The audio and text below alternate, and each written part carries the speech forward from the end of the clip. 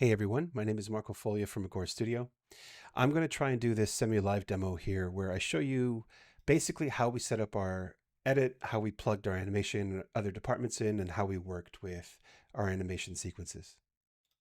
So starting at a high level, to create the overall edit, the first thing you'll want to do is I have a neutral scene here.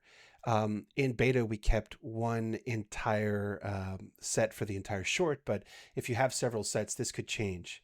That's why it's a good option to kind of create all your sequences independently and have objects that you need per shot spawned into those guys and not part of a level. The only thing that would be in the level would be permanent stuff that isn't going to move around much, or set dressing or whatever. So let's go for this. We'll start with a level sequence and we'll call this main edit. First thing I'm going to want to do in the main edit is open it up and set the range. You know, if you're not sure what it is yet, you could just keep it. Make sure your project is set to the FPS that you're working at, and then that should be reflected here. But it is important you do that in project settings. Now I'm going to create my first shot. So I'm going to create another level sequence and call it shot 01. In here, I want to kind of set up my camera before I start adding rigs and stuff. I'm just going to show you the basic structure. So you start here by creating a camera cuts track and a cinematic actor. You can also go, if you're using our project for this, you can go into Blueprint Utilities, Camera Track, and you'll see the control rig. Drag that directly into the sequencer, not into one of your viewports. Once it's here, you're going to want to attach your cinematic camera to the control rig. So you'll click here, you can go attach, you'll find the control rig here because it's spawned, and then it'll give you the hierarchy and attach it to the handheld. Now that my camera is set up to the control rig, I'm just going to move my control rig to a spot so we can get a sense of one camera angle. Okay. I'm going to step out a second. I'll save this. I'll step out and I'll go back here. And I'm just going to duplicate this to create a second shot. That'll perfectly be named shot 2. But I'm going to dive in and just give it a bit of a different angle so we can notice the difference here. Make sure my cinema camera is back on. So now I have 2 camera shots that I can work on.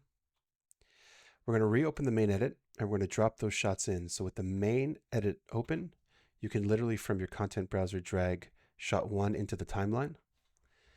We're going to maybe zoom out a little bit to give it more space.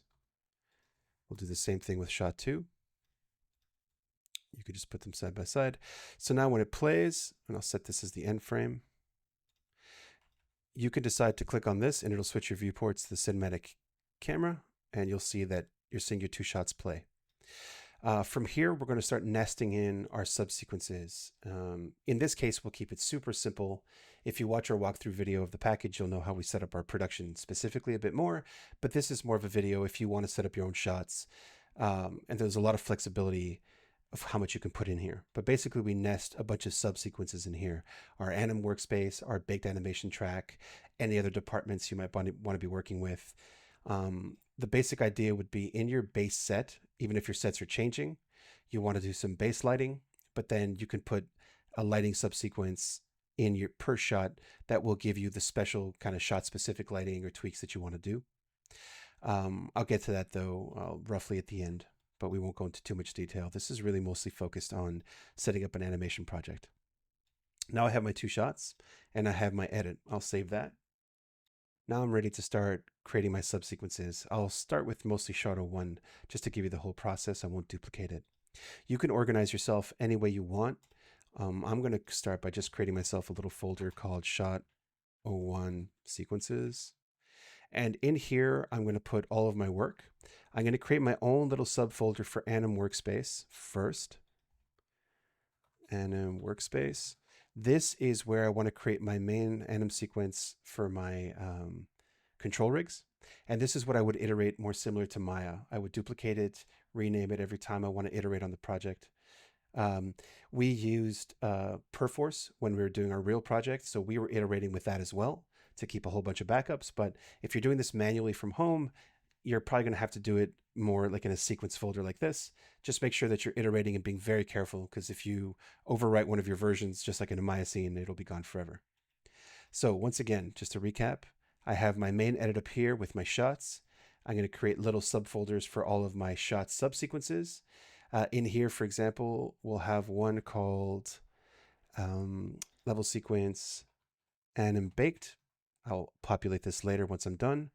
And I could have other departments here as well, lighting, VFX, whatever you might need. And in this one, I'm going to call my subsequence shot 01 anim workspace, anim WS, let's call it, version 01. So this is where I'm going to iterate. I'm going to open this up. And the first thing you'll notice is I don't have a camera in here. My camera is only going to exist in the edit, and you won't be able to see how to navigate that till it's all plugged in. But I'll start for now by just bringing in one character, just to give you a sense of how we're going to work. I'll take a rig. I'll bring in 𝘵𝘂's modular rig. If I had props, I won't animate it, but you can bring in anything you want. Basically, any object that you might need. Maybe the canister's too big. Let's take a robot pistol.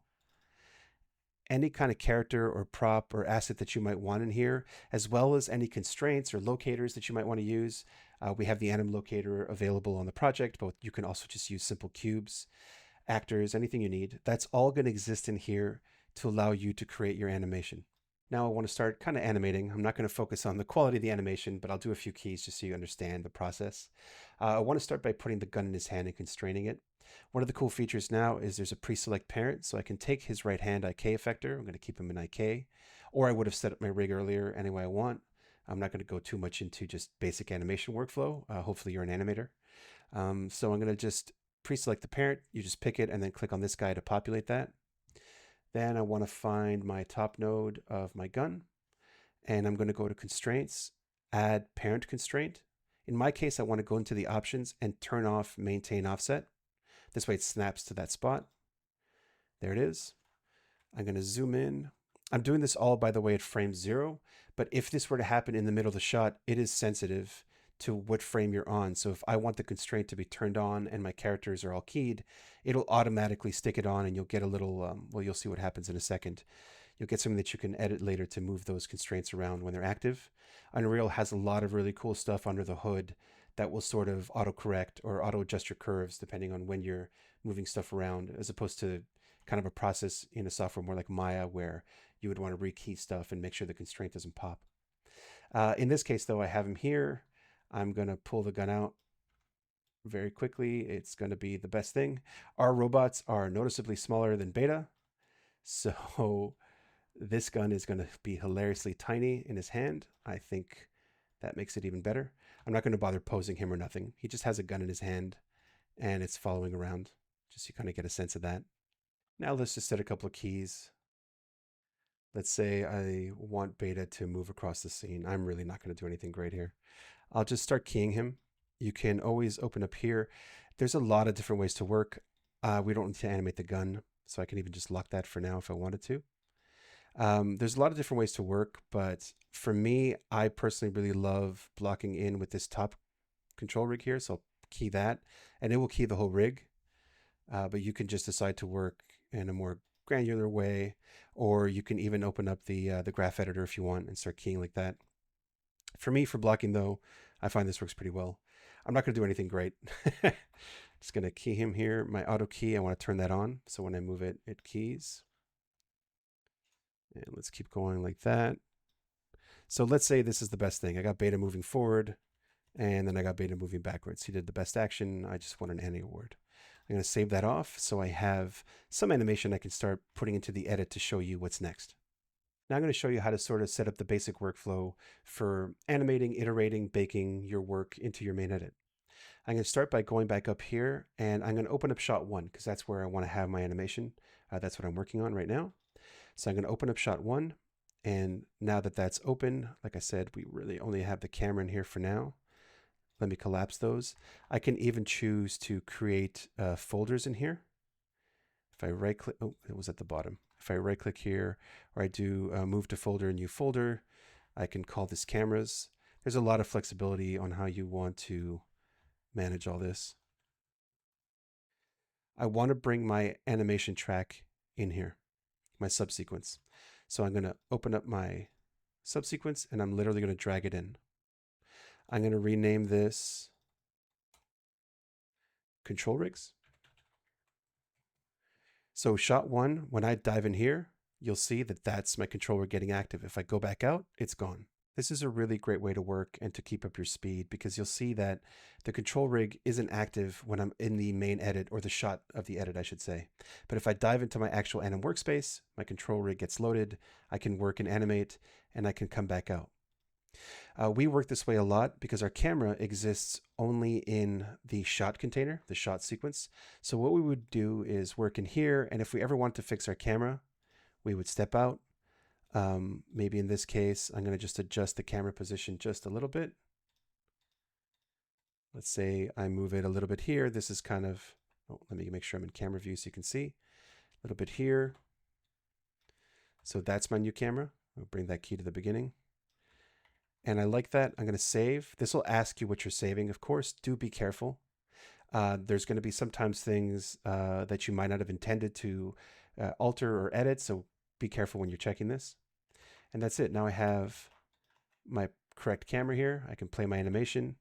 If I want to, I can collapse all this, jump back in, change my animation, jump back out. For now, I'm going to turn the camera off and go back to perspective just for clarity. But that's the basic idea. We jump in and out with these kind of controls up here into our subsequences, edit the camera, jump back in. The only thing is, for extra speed, you can also mute this, but that will disappear because now there's nothing in there. It's one of the reasons we also worked with our secondary baked camera sequence. I'll show you how to do that now. Now I'm going to show you how you can create your baked sequence that you can work with. We're going to go back into here, into my anim workspace. We're going to open this up. You don't need to work directly in the edit for that. Our animators were working directly in our workspace, and our pipeline tools would publish stuff. But in your case, you could do this all manually. What you first want to do is, let's say you have your first pass of staging. That's what I would call this. You're going to right click here and you're going to say bake to anim sequence. For our purposes, we kept it clean. So I'm going to want to go back into developers, Marco, shot sequences, anim workspace, and I want to create it here. So I'm going to call this shot 01 beta. Maybe we call it baked. You can literally name this anything you want. I keep the default settings. The only thing I think you want to be sure is make sure that the override is not on, in case you want to make sure you're in 24 frames a second. It's going to bake that out super quick because it's a nothing animation. You can here sample it by looking at the scale mesh. You'll see what we have. And then I'm going to go one step up because that's how we organized it. And we're going to go into the anim baked. This has nothing in it right now, but we can literally dive back in and plug this in. So now we have the anim baked track. It's not active yet though, because you're still going to have to add the animation. So if you go to the animation tab, that's why you want to name everything correctly. Here we have all of our shots that exist in the project from the real short, but I know that I called mine shot 01 beta baked, so I'm going to find it. Make sure I'm at frame 1, because again, just like many things in Unreal, if I'm not at frame 1, whatever frame I happen to be at, this will paste it at that frame. You can still adjust it later though. It's not a big deal, but just if you want to be clean. I'm going to save that off, because now I want to bring this into my shot 1 so I can have both my control rig track and my baked anim tracks for all the animations I'm baking out. I'm going to close this. I'm going to go one step up to here, and I'm going to go into my shot 1 sequence.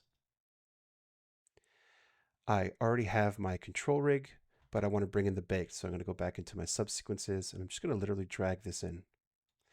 Now, you're not going to notice much difference here because they're both over each other. But technically, if I jump into the control rig sequence, you'll see I have a live control rig that I can animate. And if I jump into my anim baked sequence, I have a baked animation of that same animation. We can keep these live updated. There's a lot of different ways to do this. For our pipeline, it was always being updated live every time an animator would save or iterate. So that's what I'm going to show you now. So let's recap where we're at. I paused for a second and I redid some of my folders for clarity. I have my main edit, and then I have my shot 1 and my shot 2 sequences. In shot 1, I have the main container. This is the one that will have eventually everything I want. So I have my cameras, my baked anim, my control rig track. This will drop me into the subsequence that has the baked anim that I can update at will. This will drop me into the anim workspace called main that I will have a live rig in. It's not visible now, but there it is. And then I can add other departments in here as well as I need. Going into the subsequences, like I said, we'll have our baked anim. We have lighting, which I guess we could drop right in here too. VFX, we could drop right in here too. Let me bring those back down to 1. And I'll rename these quickly. VFX, lighting. I'm not going to really go into them, but they'll be there in the department. I'm going to save this off. And then moving down one more step, I have my anim workspace. This is where I'll iterate all my shots. So let's talk a little bit about how saving and iteration works and how Unreal stores some of that information. First thing I really want to point out is you'll notice here at the bottom of the interface, there's going to be unsaved. On more complicated projects, there might be things that show up that you did not check out. That's because I use Perforce, and this depends on how other people are working, so you can ignore this. But generally, when you're working at home and everything's local, you'll only see here stuff that has changes in it, but you haven't committed to a save. It's important to note that those changes will stay active as long as Unreal doesn't crash or stays open. But if you have unsaved changes and Unreal closes, those will be gone. So I'll give you an example. Let's say I just walked into my, let's go up one step and go into my shot folder, my shot sequence, I should say. I'll move this around and I'll just adjust this. And right away, you'll notice that that icon turned from having no star to having a star. When I look at it in the content browser, I also notice a star showed up. Also, it'll show up right here now. Now I have 2 unsaved things. So this is the first thing you want to be super hyper aware of when you're clicking save. You don't save your work up here in the file. You do have to save it using this or these buttons in the sequences. And when I say hyper aware, it's because sometimes you inadvertently touch something or open something and a bunch of stuff will show up here. Now, if you don't have revision control and this annoys you to see this, all you have to do is click no to the things you don't want and click yes to the things you do want to save. It's that simple. But if seeing this annoys you, you can go into revision control, even if you don't have it set up. You don't have to do that. You can see here, view changes. And up here, there'll be an unsaved. And you could just click the X. It'll revert that without you worrying about it. Alternately, you can do it like this. Let's say I'm going to go back in here again, and I'm just going to modify it to get a sort of Unreal's cache something. You can right click here and there's asset localization and asset actions. In asset actions, this is where you can play with some of this. You could decide to reload this right away. What this will do is it will revert it back to the last saved version. So if you want it to go away, you can do that as well. This is also a way to open up a file, do a quick change, and if you don't like it, just reload. It's sort of like a master undo. It's as if you reloaded your Maya scene. It's the same kind of logic for me.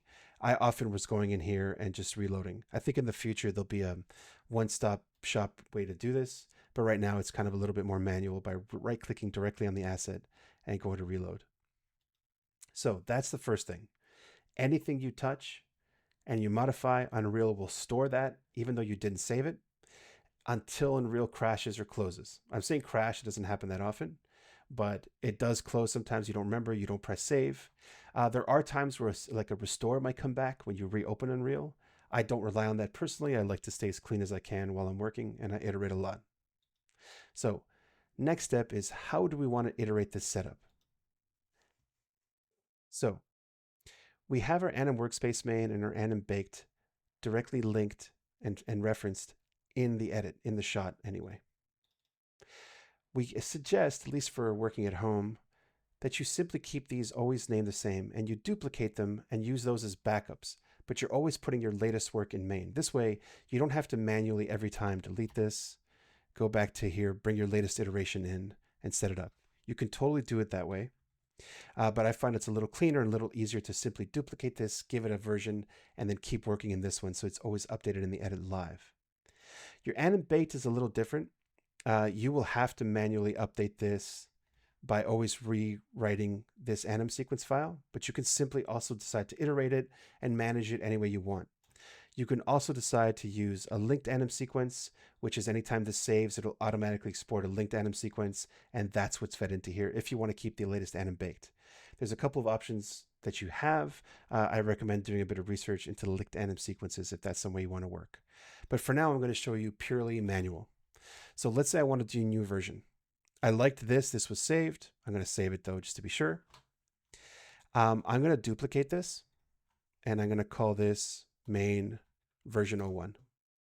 That has now become my backup. So I know that everything that I had done in this version will never get touched.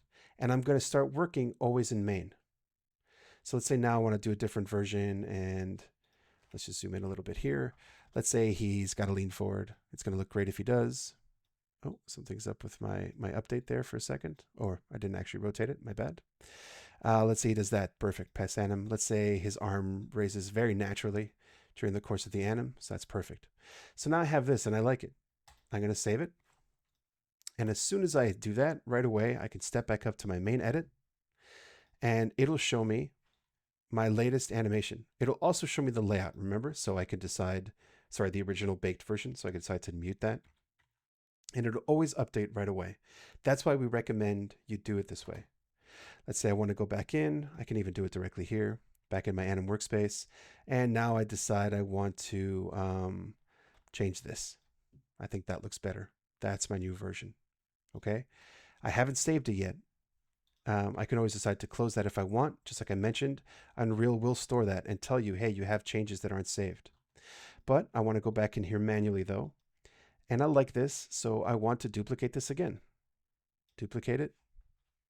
Call it, version, my bad. I screwed up the naming. Let's just do that again. Paste. Call this version 2. That's saved, and I can now save this and continue to work. I'm going to save this to update the edit. But so I have iterations now. I have this version here, which is the one that's live, the main that's in the edit with my wonky arm. I have my original version. That was the clean, let's say, layout.